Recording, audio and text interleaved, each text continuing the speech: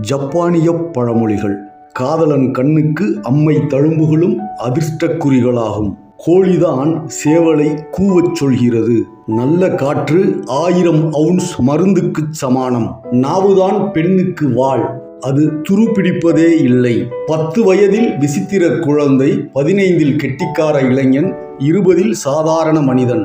புண்ணும் கட்டியும் எங்கு வேண்டுமானாலும் உண்டாகும். மனைவியரும் பாய்களும் வந்த புதிதில் சிறப்பாய் இருப்பவை.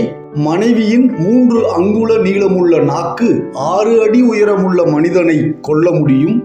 மாமியாருக்கு மரியாதை காட்டினால் தினமும் 3 முறை உன் வீட்டுக்கு வருவாள். வயதான பின்பு உன் குழந்தைகளுக்கு பணிந்து நட. வாழ்க்கை காற்றின் நடுவிலுள்ள ஒரு தீபம்.